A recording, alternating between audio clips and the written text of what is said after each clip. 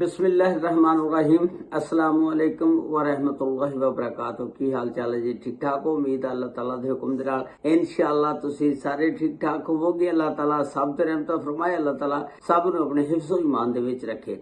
अज दे vlog दे विच मैं तुहानूं एक इंतहाई अफसोसनाक वाकया जिहड़ा न्यू कराची दे विच 23 अप्रैल नूं पेश आया कि एक बहुत खूबसूरत नौजवान 19 साला लड़की जिहदा नाम लाइबा सी ते शादी वाले दिन दुल्हे दी जिस वेले शादी हुंदी आ, बरात जा रही हुंदी आ ते ओ दुल्हे दा नाम हुंदा रज़ा ते ओ रज़ा ते ओदे जिहड़े साथी ने उस लड़की नूं फायरिंग करके कतल कर दिंदे ने, मार दिंदे ने। इस दुनिया फानी तो ओह टुर जांदी आ ते एम कैट दी ओ स्टूडेंट हुंदी आ, बड़ी काबल हुंदी आ ते अपने बड़े यानी रूटीन दे नाल पढ़ाई दे विच दिलचस्पी लैंदी आ, यानी अपना फ्यूचर मुस्तकबिल को अच्छा बनाना चाहती आ। लेकिन ओनू इन्हां ने कतल कर दिता गोलियां मार के।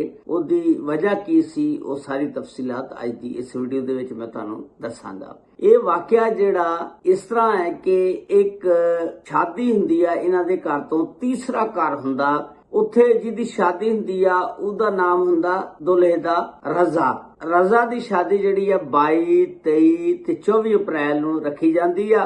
22 अप्रैल दी मेहंदी हुंदी आ, 23 अप्रैल नूं बरात हुंदी आ, 24 अप्रैल नूं उहदा वलीमा रखिया जांदा। ये जिहड़ी लाइबा इन्हां दे घर तो तीसरा घर सी उहनां दा। लाइबा पढ़ाई दे विच बड़ी काबल सी, बड़ी दिलचस्पी लैंदी हुंदी सी, पढ़दी हुंदी सी। लाइबा दे वालिद दा नाम सी अहमद अली। अहमद अली दे 2 बच्चे सी, जिदे विच एक बेटा तनवीर सी और दूसरी बेटी लाइबा सी।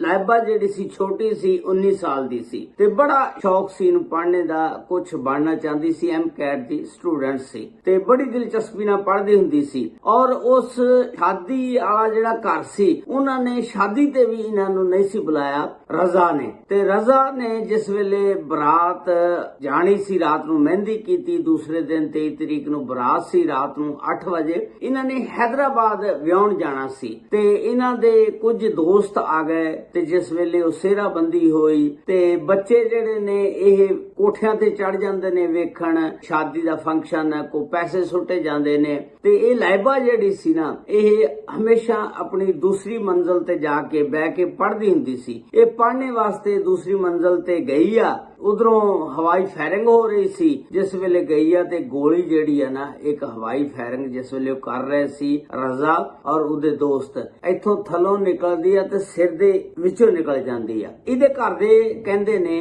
कि साडी बच्ची जिहड़ी आ पढ़ रही आ उत्ते बैठी ते उहदी मां जिहड़ी है ना रात 10:35 ते आवाजां दिंदी आ, लाइबा लाइबा तू किथे आ, आजा रोटी खा ला। लाइबा आवाज ही नहीं दे रही। लाइबा दी अम्मी तनवीर नूं कहंदी अपने पुत्र नूं कि बेटा जाके देख के लाइबा दी आवाज नहीं आ रही, लाइबा किथे गई आ। बच्चा जिहड़ा ओ बेटा सी ओदा तनवीर, ओ जिस वेले कमरे च गया लाइट बाल के वेखी कमरे च लाइबा नहीं हैगी। फिर ओ तीसरी मंजिल ते छत ते चढ़ गया, उत्थे वेखदा मोबाइल दी लाइट बाल के देखदा जिस वेले लाइबा जिहड़ी आ लहू लहान होई पई आ, खून दे विच लत पाता ते भरी पई आ, खत्म होई पई आ समझो। उत्थे ओह तनवीर सी जिहड़ा चीका मारन लग पैंदा, अम्मी अम्मी जल्दी छाते आ, जल्दी छाते आ। अम्मी जिस वेले आंदी आ ओह भी परेशान होंदी आ देख। जिस वेले हस्पताल लैके जांदे ने ते उत्थे फिर पुलिस नूं भी बुला लिया जांदा, पुलिस भी आ जांदी आ ते डॉक्टर कहंदे ने कि इहनूं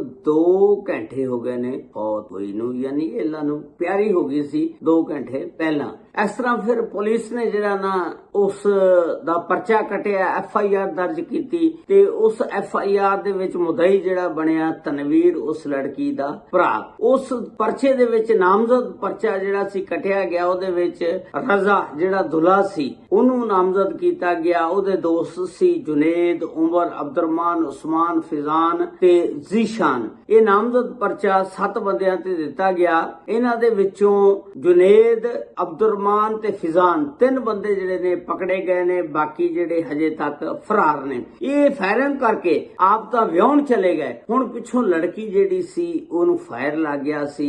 लड़की विचारी चीखदी चिल्लांदी रही, लेकिन उत्थे शोर शराबे दे विच पता ही नहीं लगा कि लड़की नूं फायर लग गया। ते ਉਹ ਤਾਂ ਫਿਰ ਜਦੋਂ ਉਹਦਾ ਭਰਾ ਤਨਵੀਰ ਛੱਤ ਤੇ ਚੜਿਆ ਫਿਰ ਉਦੋਂ ਪਤਾ ਲੱਗਾ। ਤੇ ਇਸ ਤਰ੍ਹਾਂ ਹਵਾਈ ਫਾਇਰਿੰਗ ਜਿਹੜੀ ਆ ਸ਼ਾਦੀ ਦੇ ਵਿੱਚ ਬਿਲਾ ਵਜ੍ਹਾ ਐਵੇਂ ਕਰਨਾ, ਤੇ ਉਹ ਜਿਹੜਾ ਹੁਣ ਦੁਲਹਾ ਸੀ, ਹੁਣ ਇਹ ਨਹੀਂ ਪਤਾ ਵੀ ਉਹਨੇ ਉੱਥੋਂ ਵਿਆਹ ਕੇ ਆਪਣੀ ਦੁਲਹਨ ਨੂੰ ਨਾਲ ਲੈ ਕੇ ਫਰਾਰ ਹੋ ਗਿਆ ਜਾਂ ਉਹ ਇਕੱਲਾ ਹੀ ਫਰਾਰ ਆ, ਕੋਈ ਸਮਝ ਨਹੀਂ ਆਈ। ਉਹ ਵਿਆਹ ਕੇ ਘਰ ਨਹੀਂ ਲੈ ਕੇ ਆਇਆ, ਘਰ ਜਿਹੜੇ ਨੇ ਤਾਲੇ ਲੱਗੇ ਨੇ। ਤੇ ਇਸ ਤਰ੍ਹਾਂ ਜਿਹੜਾ ਅਗਰ ਤੁਸੀਂ ਸੁन्नत ਦੇ ਖਿਲਾਫ ਕੋਈ ਕੰਮ ਕਰੋਗੇ ਤੇ ਫਿਰ ਅਜ਼ਾਬ ਜਿਹੜਾ ਉਹ ਗਲੇ ਪੈਣਾ ਹੀ ਪੈਣਾ। ਤੇ ਅਗਰ ਉਹ ਤਰੀਕੇ ਨਾਲ ਸੁन्नत ਦੇ ਮੁਤਾਬਕ ਸ਼ਾਦੀ ਕਰਦੇ ਤੇ ਹਵਾਈ ਫਾਇਰਿੰਗ ਨਾ ਕਰਦੇ ਤੇ ਹੋ ਸਕਦਾ ਇਹ ਵਾਕਿਆ ਨਾ ਪੇਸ਼ ਆਉਂਦਾ। ਉਹ ਵਿਚਾਰੀ ਲਹਿਬਾ ਜਿਹੜੀ 19 ਸਾਲ ਦੀ ਐਮਕੈਟ ਦੀ ਸਟੂਡੈਂਟ ਸੀ, ਇਸ ਦੁਨੀਆ ਤੋਂ ਚਲੀ ਗਈ ਤੇ ਇੱਕ ਦੁੱਖ ਆਪਣੇ ਮਾਂ ਪਿਓ ਵਾਸਤੇ ਹਮੇਸ਼ਾ ਲਈ ਛੱਡ ਕੇ ਚਲੀ ਗਈ। ਤੇ ਜਿਹੜਾ ਦੁਲਹਾ ਸੀ ਉਹਨੂੰ ਵੀ ਕੀ ਫਾਇਦਾ ਹੋਇਆ, ਹੁਣ ਦੁਲਹਨ ਦੇ ਨਾਲ ਵੀ ਉਹ ਪਤਾ ਨਹੀਂ ਕਿੱਥੇ ਆ, ਫਰਾਰ ਹੋਇਆ,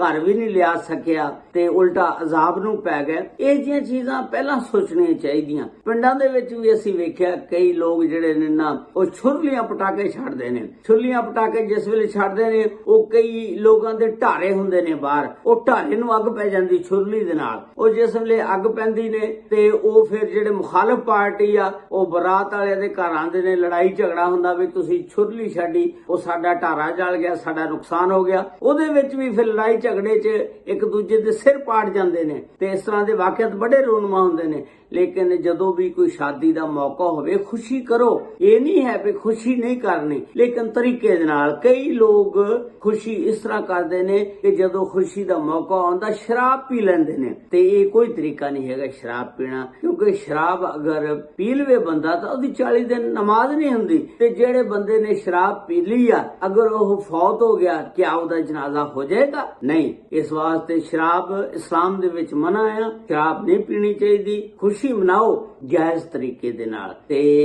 ਅੱਲਾਹ ਤਾਲਾ ਹੁਣ ਲਹਿਬਾ ਜਿਹੜੀ ਆ ਫੌਤ ਹੋ ਗਈ, ਉਹਨੂੰ ਜੰਨਤੁਲ ਫਿਰਦੌਸ ਦੇ ਵਿੱਚ ਆਲਾ ਮੁਕਾਮ ਅਤਾ ਫਰਮਾਏ, ਉਹਦੇ ਵਾਲਿदैन ਨੂੰ ਸਬਰੇ ਜਮੀਲ ਅਤਾ ਫਰਮਾਏ। ਹੁਣ ਦੁਲਹੇ ਨੂੰ ਅਗਰ ਪੁਲਿਸ ਪਕੜੇਗੀ ਤਾਂ ਫਿਰ ਪਤਾ ਲੱਗੇਗਾ, ਜਦੋਂ ਕੇਸ ਇਹਨਾਂ ਦੇ ਉੱਤੇ ਚੱਲੇਗਾ, ਤਫਤੀਸ਼ ਹੋਏਗੀ, ਜੱਜ ਫਿਰ ਫੈਸਲਾ ਕਰੇਗਾ ਕਿ ਇਹ ਕਿਹੜੇ ਬੰਦੇ ਦੀ ਗੋਲੀ ਦੇ ਨਾਲ ਮਰੀ ਆ ਲਹਿਬਾ। ਫਿਰ ਆ ਜਾ ਕੇ ਉਸ ਬੰਦੇ ਨੂੰ ਸਜ਼ਾ ਹੋਏਗੀ। ਬਾਕੀ ਜਿਹੜੇ 7 ਬੰਦੇ ਨੇ ਪਤਾ ਨਹੀਂ ਉਹਨਾਂ ਦਾ ਫਿਰ ਕੀ ਬਣਦਾ, ਲੇਕਿਨ ਬੰਦਾ ਤਾਂ ਇੱਕ ਹੀ ਫੜਿਆ ਜਾਣਾ ਨਾ ਜਿਹਦੀ ਗੋਲੀ ਦੇ ਨਾਲ ਉਹ ਲਹਿਬਾ ਮਰੀ ਆ। ਤੇ ਉਹ ਫਿੰਗਰਪ੍ਰਿੰਟ ਹੋਣਗੇ, ਜਿਹੜਾ ਵੀ ਅਸਲਾ ਹੋਏਗਾ, ਜੋ ਵੀ ਹੋਏਗਾ, ਉਹ ਅਗਲਾ ਫਿਰ ਮਰਲਾ ਆ। ਤੇ ਇਸ ਤਰ੍ਹਾਂ ਦੇਖ ਸੋਚ ਕੇ ਸ਼ਾਦੀਆਂ ਕਰਨੀਆਂ ਚਾਹੀਦੀਆਂ, ਹਵਾਈ ਫਾਇਰਿੰਗ ਜ਼ਿਆਦਾ ਨਹੀਂ ਕਰਨੀ ਚਾਹੀਦੀ। ਅੱਲਾਹ ਤਾਲਾ ਸਭ ਤੇ ਰਹਿਮਤ ਫਰਮਾਏ, ਅੱਲਾਹ ਤਾਲਾ ਸਭ ਨੂੰ ਆਪਣੇ ਹਿਫਜ਼ੋ ਈਮਾਨ 'ਚ ਰੱਖੇ। अस्सलामु अलैकुम व रहमतुल्लाहि व बरकातुहू।